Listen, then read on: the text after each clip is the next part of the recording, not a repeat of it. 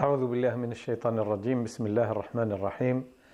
الحمد لله رب العالمين، والصلاة والسلام على أشرف المرسلين وخاتم النبيين ورحمة الله للعالمين، وبعد. Chers téléspectateurs, salam alaikum wa rahmatullahi ta'ala wa barakatuh. تقبل الله منا ومنكم، غفر الله لنا ولكم، وكل عام وأنتم بألف خير. Félicitations à nos compatriotes, à nos téléspectateurs, à notre communauté à l'étranger. بمناسبة هذا العيد المبارك, bien sûr. Nous sommes dimanche, donc on se retrouve en compagnie du professeur Mohamed Awaz. مرحبا أهلا وسهلا. تهنئة بالمناسبة إذا كان ممكن. Bien sûr, meilleurs vœux à l'occasion de cette fête qui est une fête religieuse, Eid al-Adha al-Mubarak, la fête communément appelée la fête du sacrifice. Meilleurs vœux pour notre peuple ici en Algérie et à notre communauté à l'étranger et à toute la nation musulmane, bien sûr. Professeur, on peut commencer par donner un petit peu une idée sur le sens spirituel profond de l'Aïd. Bismillah ar-Rahman ar-Rahim. Le nom déjà de cette fête, qui est une fête qui est qualifiée comme étant la grande fête par opposition et par comparaison à la petite fête qui annonce la fin du rite du jeûne, et le fait qu'elle est qualifiée ainsi revient au fait qu'elle annonce donc la fin d'un rite qui est le rite du pèlerinage, et le pèlerinage à travers le pilier fondamental qui est la station de Arafat. Le Coran l'a qualifié de Yawm al-Hajj al-Akbar, donc le jour du grand pèlerinage. Voilà pourquoi il y a cette qualification qui se distingue de celle de la fête qui précède et qui annonce la fin de la pratique du jeûne. Il y a aussi quelque chose de très important, c'est que la racine étymologique en arabe et par laquelle ou d'où découle le nom de cette fête, Eid al-Adha, al-Udhiya, donc la bête à sacrifier. La racine étymologique de ce mot, à travers toutes ses dérivées, il donne justement cette question ou cette notion de sacrifice. Donc il y a le sacrifice, je dirais concrètement, avec l'immolation donc, et le sacrifice de la bête, mais le sens du sacrifice, il va au-delà, parce qu'il y a aussi un sacrifice sous d'autres formes, notamment le don, les aides, la solidarité, donc l'entraide entre les musulmans notamment. Et c'est pour cette raison que nous constatons que dans l'islam, et à travers les enseignements prophétiques concernant la bête immolée, il a été question qu'elle soit répartie en 3 parties, dont une sera pour offrir, et une partie pour consommer, et l'autre partie, la 3e partie, pour pratiquement un don, une sadaqa, une aumône. Voilà. Professeur, si on remonte un peu en arrière, l'offrande, quand Allah Azza wa Jalla a demandé aux fils d'Adam d'offrir le meilleur de leurs biens. Oui. Allah Azza wa Jalla تقبل من أحدهما ولم يتقبل من الآخر. Et c'est une leçon pour nous d'essayer de choisir le meilleur de ce que nous possédons pour l'offrir à Allah tabaraka wa ta'ala. Donc, بالنسبة للأضحية تاع العيد, qu'en est-il? Justement, il y a certaines conditions d'abord dans le droit musulman par rapport aux règles qui se rapportent au choix de cette bête. Il faut qu'elle soit bien sûr indemne de maladies, de défauts, de blessures, ou de blessures qui la rendent pratiquement invalide. Et là, c'est pas une question qui se rapporte uniquement à la bête immolée le jour de Eid al-Adha, mais c'est quelque chose qui découle d'une règle fondamentale basée sur le verset coranique لن تنالوا البر حتى تنفقوا مما تحبون. Vous n'atteindrez pas je dirais, la bonté, vous n'atteindrez pas, je dirais, la piété en elle-même, sauf dans la mesure où vous donnez de ce que vous aimez. C'est-à-dire quelque chose qui est le plus cher Préféré. et le plus préféré à vous-même déjà, d'abord. Et donc, de ça, il faut donner donc, pour atteindre justement la piété. Alors, pourquoi? Parce que déjà, la piété, c'est la finalité de cet acte de sacrifice le jour de l'Aïd. Ou d'ailleurs, même en dehors de l'Aïd, lorsqu'on immole une bête, on a le droit de le faire à n'importe quel moment. Mais toujours avec l'intention de se rapprocher d'Allah Tabaraka wa Ta'ala, même s'il s'agit d'un sacrifice pour donner, tout simplement, en dehors du cadre, mujarrad sadaqa, en dehors du cadre même de l'Aïd. Mais la finalité qui ne bouge pas et l'objectif et la finalité, donc le maqasid, et la règle dit que al-umuru bi maqasidiha, les actes ne valent que par leur intention, en fonction de leur finalité et de leur intention. Et donc, pour cette intention, Allah Tabaraka wa Ta'ala dans le Coran a dit, bon, c'est toujours une traduction, hein. J'essaie un petit peu de rapprocher le plus le sens qui existe dans le verset, mais moi, je suis convaincu que en dehors du texte de la révélation qui a été en arabe, on ne peut pas comprendre les subtilités de ces significations dans le Coran. Donc, ce n'est pas leur chair ou leur sang qui atteindra Allah Tabaraka wa Ta'ala, ou en d'autres termes, Allah n'en bénéficiera pas ni de leur chair ni de leur sang, parce qu'il est au-dessus, il est au-delà. La transcendance veut que Allah Tabaraka wa Ta'ala est au-dessus de tout cela. Mais, bel et bien, ce qui l'atteindra, hein, c'est la piété de votre part.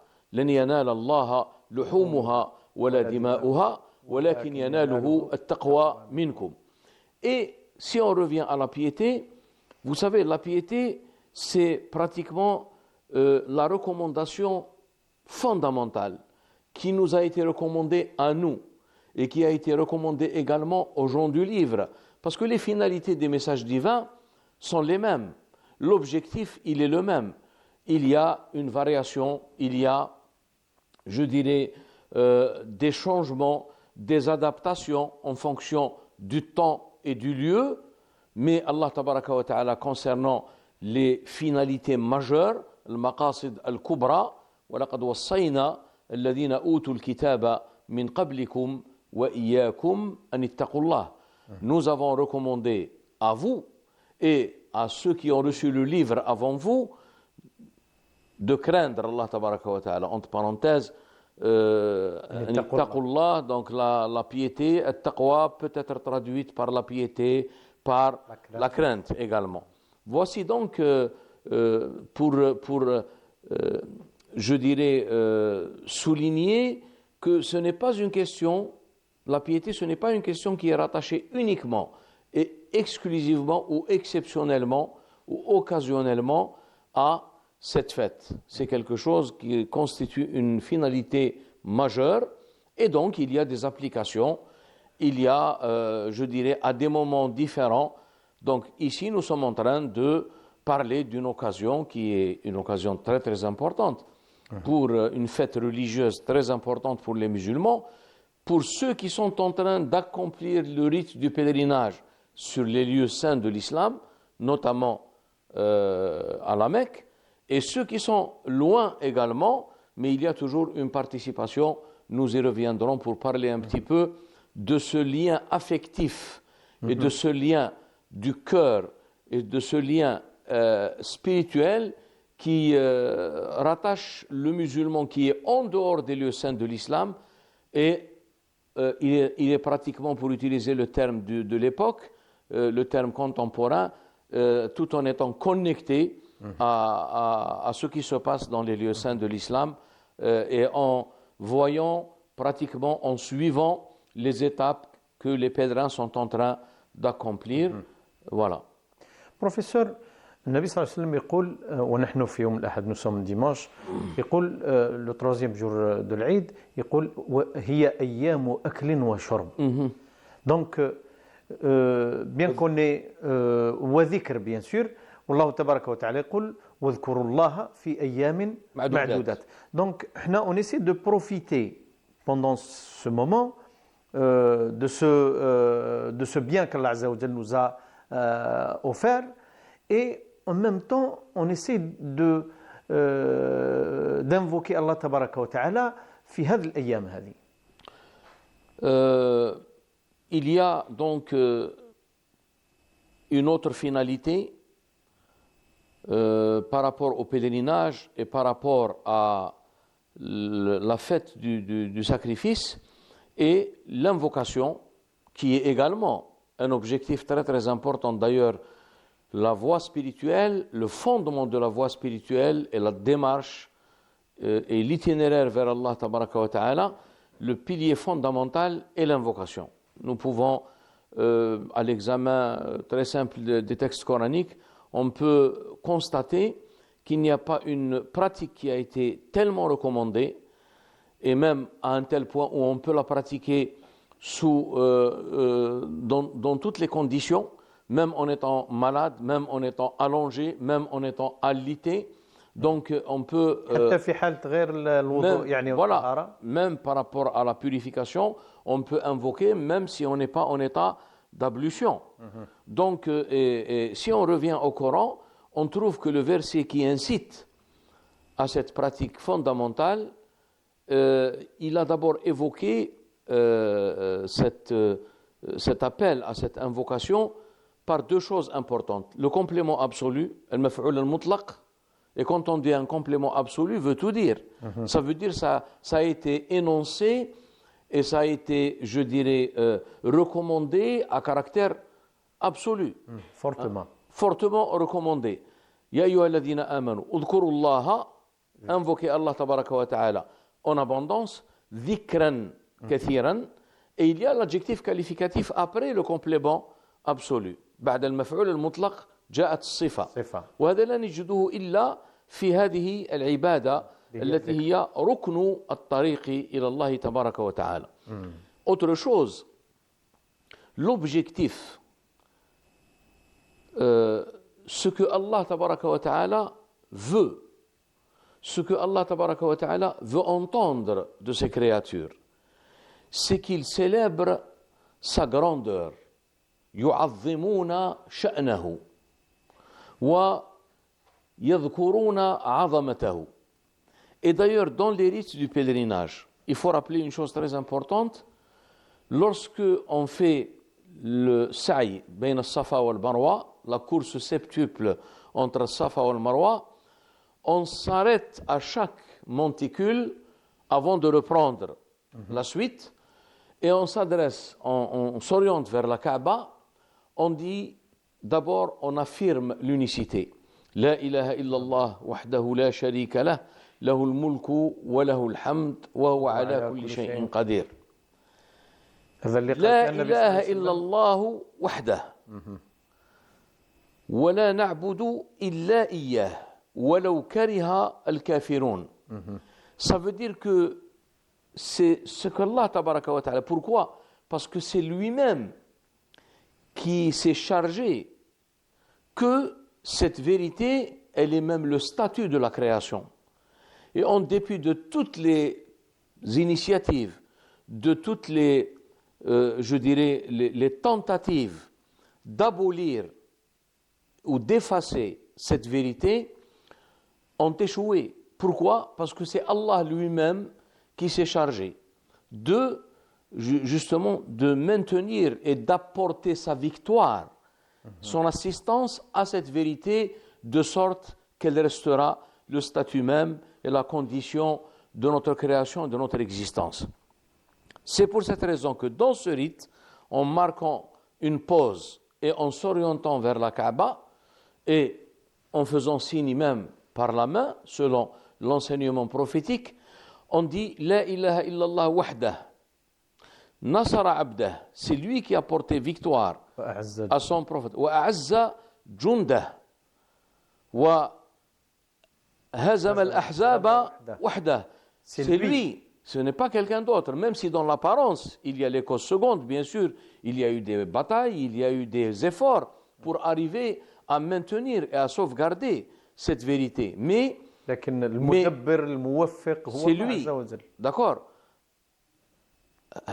أعز نصر جنده نصر عبده وأعز جنده وهزم الأحزاب وهزم الأحزاب وحده لا شيء قبله ولا شيء بعده. Donc c'est ça qui est en rapport direct avec même l'instauration du pèlerinage.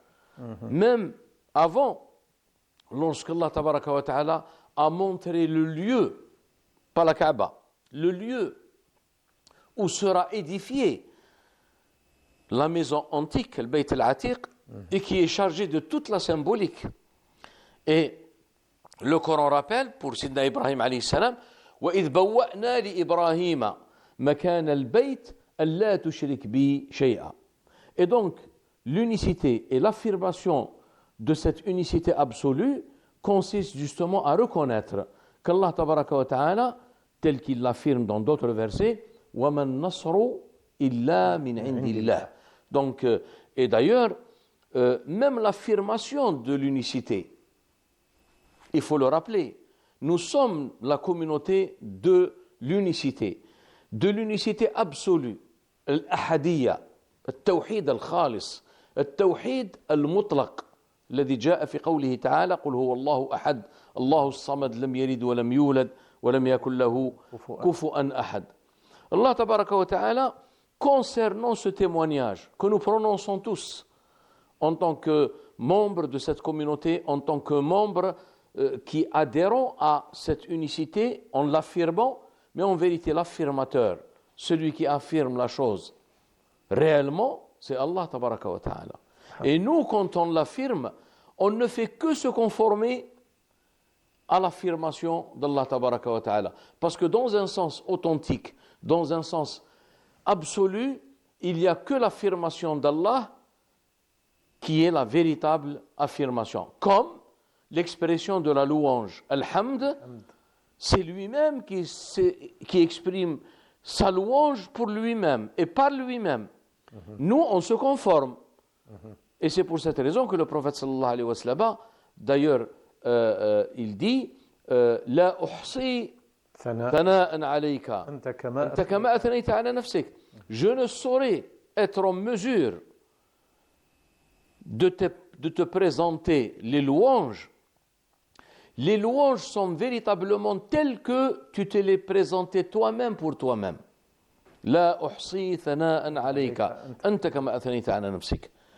Concernant l'unicité, le fait qu'on prononce le tawhid ou on ne le prononce pas à travers la parole consacrée La ilaha illallah, nous n'allons pas, par notre affirmation, nous n'allons pas instaurer le tawhid.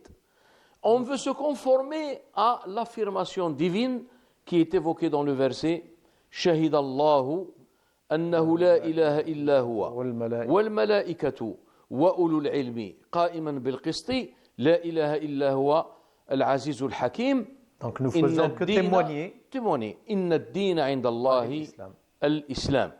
Et d'ailleurs même le prophète sallallahu alayhi wa sallam, quand il a lu ce verset dans les rites du pèlerinage, il disait وَنَحْنُ نَشْهَدُ بِمَا شَهِدَ اللَّهُ بِهِ. Et nous ne faisons que témoigner à travers même le témoignage ou en fonction et en conformité de ce que Allah tabaraka wa ta'ala a témoigné lui-même, par lui-même, pour lui-même.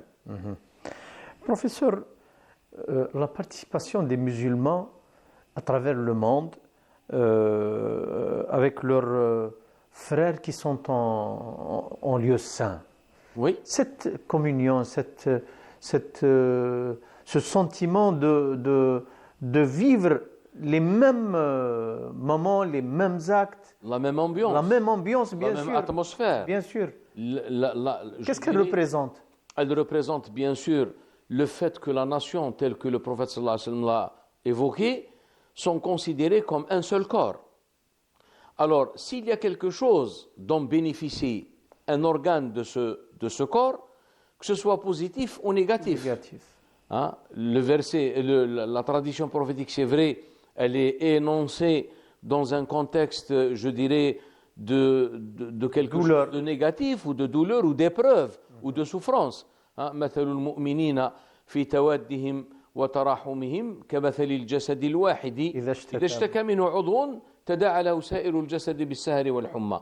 Mais on peut élargir le sens de cette métaphore pour inclure également les aspects de l'entraide, les aspects de solidarité. في تودهم, leur lien affectif. في تودهم وتراحمهم, ils se font miséricorde les uns les autres. Donc on peut également parler de cela durant l'accomplissement des rites du pèlerinage où les musulmans, nous avons évoqué déjà en premier, au début de l'émission, nous avons évoqué l'invocation. Le prophète sallallahu alayhi wa sallam a qualifié les 3 jours qui viennent de s'écouler, donc le premier jour, le deuxième, le troisième jour de l'Aïd, donc en les qualifiant des jours de nourriture, et de boissons et d'invocation. Et là, on voit que tout ce qui se rapporte au côté spirituel et tout ce qui se rapporte au côté, je dirais, social, contingent, les choses qui relèvent de ce monde et de cette vie immédiate, ne sont pas écartées, ne sont pas exclues. Il y a cette complémentarité entre tout ce qui est spirituel et tout ce qui est temporel, tout ce qui est social, pour inclure pratiquement tous les degrés, toutes, je dirais, les dimensions qui peuvent exister. Lors d'un événement comme celui-ci, nous avons une dimension d'abord doctrinale, parce que c'est en rapport direct avec le tawhid. Nous avons une dimension rituelle, religieuse. Nous avons une dimension spirituelle qui se résume en la symbolique. Tout ce que symbolise les rites du pèlerinage, tout ce que symbolise ce sacrifice en lui-même. Et enfin, on arrive au côté social, qui est inclus également dans toute cette conception et dans toute cette vision où il y a ces formes d'entraide. Et justement, c'est là un aspect de cette participation et de cet accompagnement des gens qui sont loin géographiquement des lieux saints de l'islam, mais ils continuent bien sûr à célébrer la grandeur d'Allah tabaraka wa ta'ala, à magnifier la grandeur d'Allah tabaraka wa ta'ala, يكبرونه ويهللونه كما يفعل الحجاج وهم في الأيام الأخيرة هذه التي هي أيام منى بعد نزولهم من عرفات. Professeur, on va prendre une petite pause, Inch'Allah, pour revenir à la deuxième partie de notre émission. Donc, à tout à l'heure, Inch'Allah.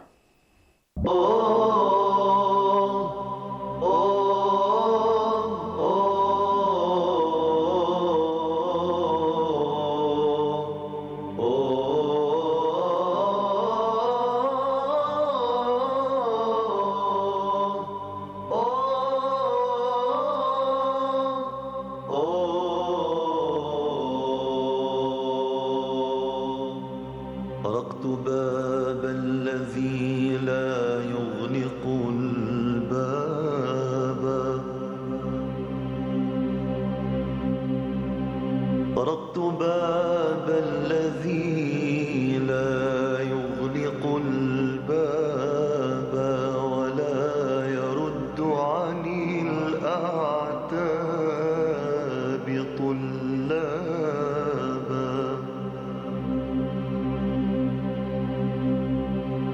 ومن إذا جاءه الخطاء يسأله ومن إذا جاءه الخطاء يسأله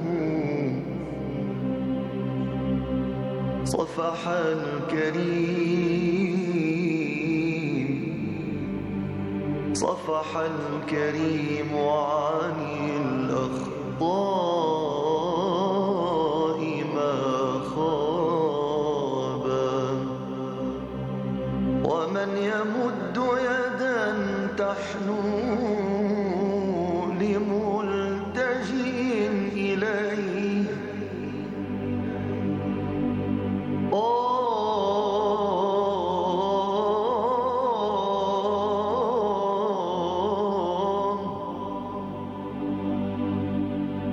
ومن يمد يدا تحنو لملتجئ إليه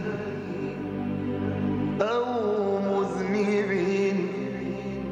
بالأمس قد تاب ومن يجيب دعاء المضطر في كرم ومن يجيب دعاء المضطر في كرم ومن يلبي نداء العبد إذا آبى انظر لعبد فقير جاء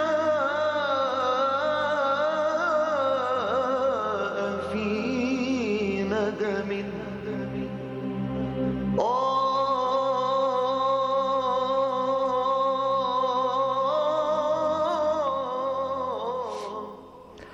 Salam alaikum, marhaba bikum, chers téléspectateurs, dans cette deuxième partie de notre émission, bien sûr.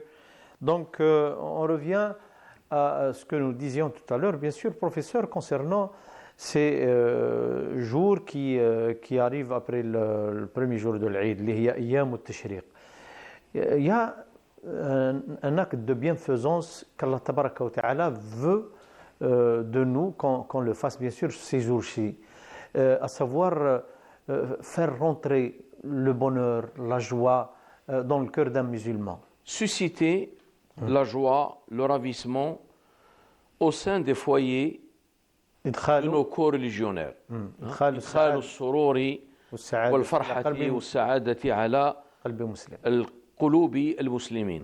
Et d'ailleurs, le prophète sallallahu alayhi wa sallam a considéré cet acte comme étant l'une des meilleures formes d'adoration d'Allah Tabaraka wa Ta'ala, ou la meilleure manière de bénéficier de l'agrément, le qaboul, wa rida, la satisfaction d'Allah Tabaraka wa Ta'ala, idkhalu sururi ala qalbi al-muslim. Et justement, à travers cette fête que nous vivons et que nous sommes en train toujours de vivre actuellement, il y a un enseignement prophétique qui est en rapport direct avec cet aspect de solidarité et d'entraide et qui constitue un élément et un moyen pour souder et pour fortifier les liens et consolider les liens et les rapports sociaux. Et il n'y a pas que les liens sociaux, mais il y a aussi une dimension affective dans tout cela. On constate, comme je l'ai évoqué au départ, que le prophète sallallahu alayhi wa sallam a orienté le musulman comment il doit agir par rapport au don qu'il fait par rapport à sa bête sacrifiée. Alors d'abord, il l'a réparti en trois parties, 3 tiers. D'ailleurs, puisqu'il évoque le mot thuluth, thuluthun lil hadiya wa thuluthun lis sadaqa wa thuluthun lil akl, parce qu'il est très important aussi que la personne doit consommer aussi de sa bête sacrifiée. D'ailleurs, contrairement à la petite fête, on doit aller pratiquement après avoir rompu le jeûne, parce qu'on n'a pas le droit de jeûner le jour de Eid al-Fitr. Donc il a été recommandé, avant d'aller accomplir la prière de l'Eid, de rompre, de manger quelque chose. Concernant Eid al-Adha, on s'abstient, on va accomplir la prière de l'Eid, et lorsqu'on revient, on procède à l'immolation et au sacrifice, Et après, on mange directement quelque chose de la bête sacrifiée. Donc, la personne qui est à l'origine de ce sacrifice, elle doit bénéficier donc de cette bête et tirer profit de cette bête. Alors, nous avons évoqué plusieurs fois la symbolique du tiers, parce que le prophète sallallahu alayhi wa sallam, quand il répartissait certaines choses par rapport à certaines normes juridiques concernant l'héritage, et ainsi de suite, par rapport à la miséricorde d'Allah tabaraka wa ta'ala, par laquelle il se manifeste, il a évoqué le dernier tiers de la nuit. Donc, le tiers renvoie à la notion du tawhid. Et donc, le tiers, ça veut dire quoi? Ça veut dire tout simplement 2 plus 3. C'est le 1 tiers. Donc, le tiers, en tant que notion impaire, elle renvoie directement à cette notion de tawhid. Et reste bien sûr les 2 côtés restants. Donc, il faut donner.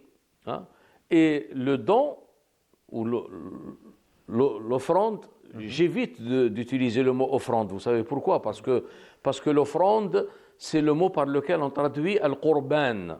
Et généralement, les qarabines sont pratiqués dans plusieurs intentions, alors que nous, chez nous les musulmans, les proclamateurs, hein, ceux qui proclament, attestent l'unicité absolue, on ne peut faire quelque chose dans ce sens que dans l'intention de se soumettre et de se rapprocher d'Allah tabaraka wa ta'ala, et pas dans une autre intention. Et donc, offrir le tiers, donner en caractère de sadaqa, un don, donc un tiers, et consommer le tiers. Et là, bien sûr, il y a un aspect d'entraide et de solidarité. Vous savez, aujourd'hui, quelque chose qui m'a très touché, en voyant par exemple la rediffusion d'une séquence dans un quartier en plein capital, à Alger, des gens qui ont acheté des bœufs et qui ont procédé à leur sacrifice pour justement distribuer et pour faire profiter les gens qui n'en sont pas et qui n'étaient pas en mesure de pratiquer et de sacrifier le mouton durant cette fête.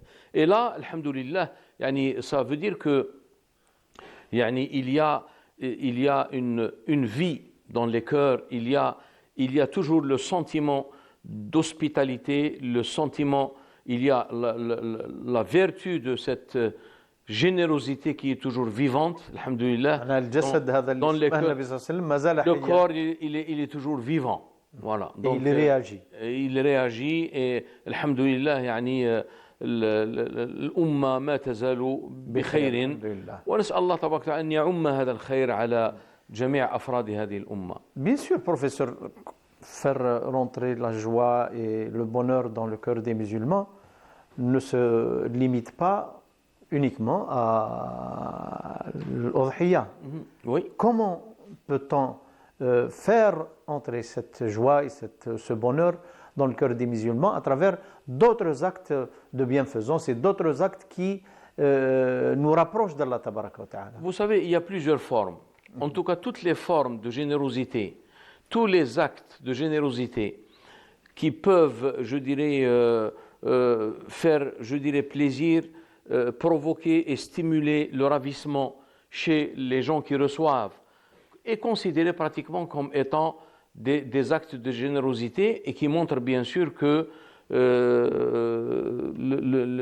les musulmans sont toujours solidaires, qu'il s'agisse d'occasions comme celle-ci, qui est une occasion heureuse, ou bien même également dans des circonstances où il y a des épreuves, on voit pratiquement la concrétisation de la métaphore prophétique qui a été évoquée, مثل المؤمنين في توادهم وتراحمهم كمثل الجسد الواحد إذا اشتكى منه عضو تداعى له سائر الجسد بالسهر والحمى.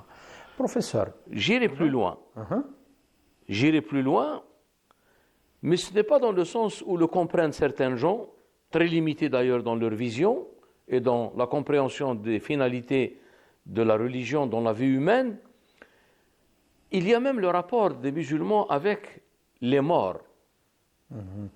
N'oublions pas que le jour de l'Aïd, il y a, en règle générale, la chose est bien établie et clairement établie. كنت نهيتكم عن زيارة القبور ألا فزوروها. Je vous avais interdit de visiter les tombes auparavant, mais maintenant, visitez ces tombes parce qu'elles vous rappellent al-akhira, le monde, je dirais, de l'au-delà. Et donc, on constate dans nos sociétés, notamment dans le Maghreb, le Grand Maghreb, et même dans les sociétés orientales, on trouve que les gens procèdent à la visite des tombes le jour de l'Aïd, qu'il s'agisse de Eid al-Fitr ou de Eid al-Adha. D'abord, ça veut dire quoi? Ça veut dire que nous, dans notre vie, l'existence d'un autre monde et que nous sommes passagers dans cette vie immédiate, c'est quelque chose qui est ancré en nous et qui fait partie intégrante de notre foi. Ce n'est pas le fait de traverser un chemin pour aller rendre visite ou se recueillir devant une tombe. Ça veut dire que ça fait partie intégrante de notre foi et que ici, il ne faut pas faire d'un cimetière un lieu oublié, mais bel et bien être en rapport déjà avec ce lieu qui est pratiquement la finalité de la vie humaine. À quoi? Un jour, j'étais dans un cortège funéraire, on a assisté à l'enterrement d'un frère, Allah yarhamou. Quelqu'un m'a dit, en voyant le défunt en train d'être enterré, il m'a dit, voilà en quoi se résume une vie humaine. Donc ça appelle à une méditation profonde du sens même de notre existence et que nous ne sommes pas éternels ici, nous sommes passagers, mais al-hayawan, la véritable vie, c'est celle de l'au-delà et que ce n'est pas ici une fin. Ceci d'une part. D'autre part, il y a un sentiment je dirais, de fidélité à des gens que nous avons aimés, à des gens avec qui nous avons pratiquement vécu toute une vie. Partager du bonheur. Et donc, ils ne sont pas oubliés dans les différentes circonstances. Et la méditation, comme disait le prophète sallallahu alayhi wa sallam, ألا فزوروها فإنها تذكركم بالآخرة. Un jour, j'ai assisté au lavement funéraire d'un compatriote. Je venais d'arriver en France et une personne dans une chambre de bonne, elle est décédée et on ne s'est rendu compte pratiquement que quelques jours après. Donc on nous a sollicité pour faire quelque chose, pour l'aider, d'abord faire le nécessaire sur le plan religieux pour le laver, le lavement, ainsi de suite, les toilettes. Mais il y avait un commandant qui habitait dans le bâtiment, il a dit, moi je vais m'occuper de tout ce qui est paperasse. Ne vous cassez pas la tête.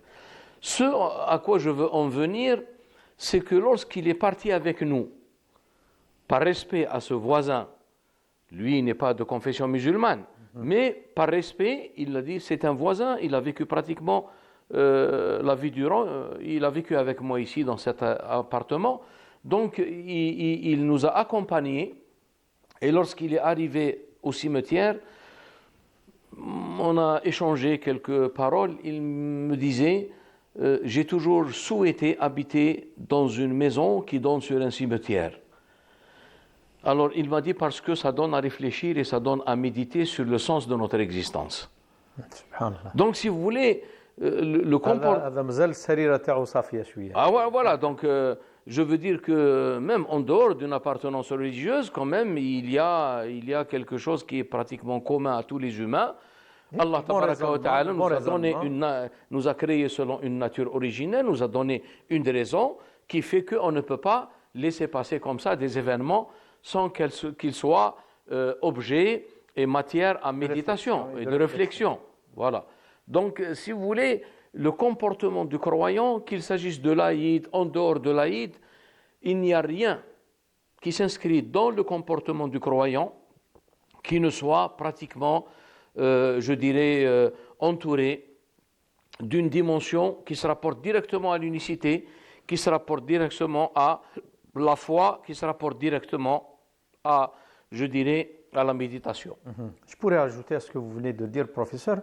الحديث تاع النبي صلى الله عليه وسلم يقول بأن الميت عندما يزار يفرح بالخبر المفرح. Oui, oui. Ça veut dire إدخال الفرحة على على الحي وعلى الميت. Oui. يعني on peut élargir cet acte jusqu'au Justement, parce que la mort, ce n'est pas une fin en soi. Et c'est pour cette raison que après la mort, qui est pratiquement un événement, c'est vrai, douloureux, mais qui est un accouchement, comme il y a eu l'accouchement par lequel on est arrivé à ce monde, eh bien, il y aura un autre accouchement à travers la mort pour aller dans des horizons encore et dans des mondes plus, je dirais, plus vastes. Et quand je dirais plus vaste, on est en train de parler ici de ce qui est, c'est-à-dire partir d'un monde qui est limité vers un monde qui est pratiquement illimité, partir de relatif, partir d'un monde qui est entaché d'imperfection pour aller vraiment dans une condition ou dans des conditions de vie qui sont tout autres. Mais la mort n'est qu'un passage pour passer d'un degré de l'être vers d'autres degrés en passant par, je dirais, une vie intermédiaire, al-hayat al-barzakhiya, et après c'est l'éternité. Donc, al-khuludu, يعني هو مصير الإنسان, parce que ce qui périt et ce qui est éphémère en l'homme, c'est le côté corporel. Mais son esprit, il est voué à aller dans d'autres dimensions qui relèvent de l'absolu et qui relèvent encore d'une béatitude et d'un monde plus vaste.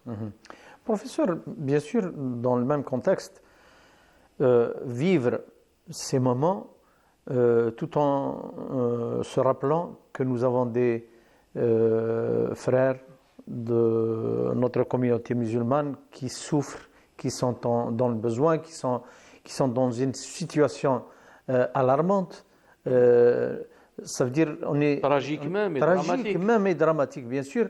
On est censé être solidaire, on est censé vivre avec eux d'une manière ou d'une autre pour يعني باش نواسيوهم شويه يعني نوعا ما. Bien sûr, pour leur apporter assistance, et chacun bien sûr en fonction de son rang social, en fonction de sa responsabilité.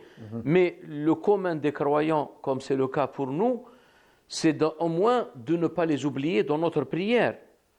في هذه الأيام بالذات. Surtout dans ces circonstances où ils sont en train de voir pratiquement les gens qui sont en train de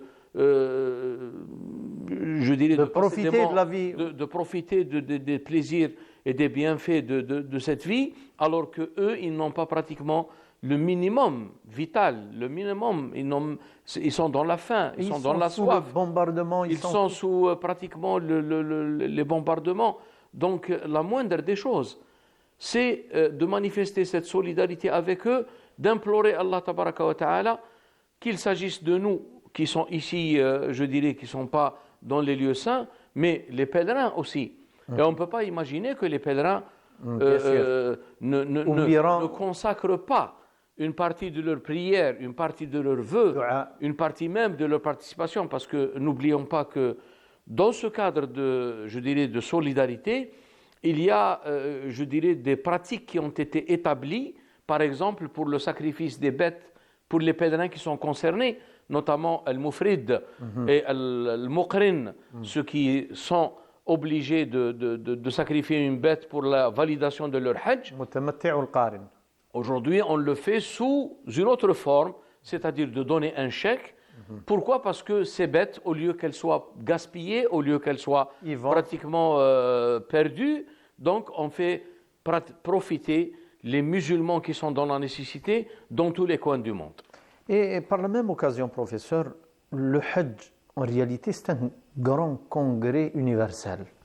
C'est l'occasion pour les musulmans de traiter de leurs problèmes, de leurs préoccupations, essayer de corriger, essayer d'apporter de l'aide à ceux qui en ont besoin.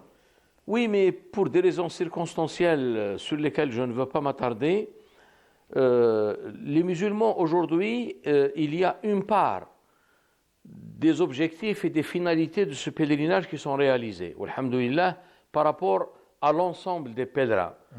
Mais par rapport à l'ensemble des États, par rapport à la nation musulmane et les problèmes majeurs dont souffrent les musulmans dans plusieurs sociétés, je pense l'événement n'est pas exploité De la meilleure façon. pratiquement de la meilleure façon et de la meilleure manière. Inch'Allah, j'espère qu'un jour ou un autre viendra pour que justement le Hajj ne soit pas justement une affaire d'accomplissement rituel, mais que ça soit un lieu aussi où, avec les bonnes volontés et la sincérité des gens, y compris les savants, les chefs d'État, les représentants des différents États,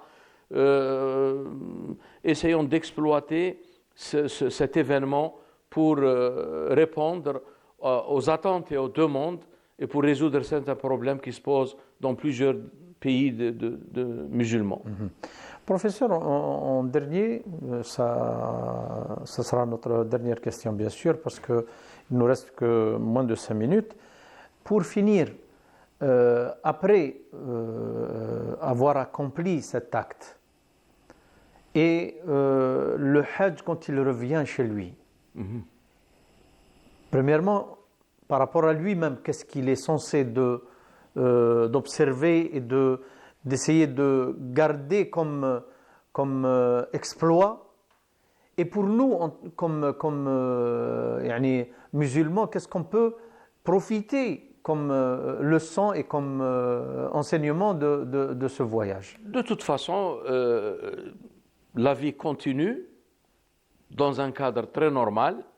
Hein. Ce n'est pas parce que il y a l'événement du pèlerinage que la personne va devenir infaillible ou va devenir pratiquement, je dirais... un saint. Voilà, pas forcément. Mais en tout cas, il y a toujours une incitation par le législateur que le pèlerin tire profit de recommencer une vie nouvelle.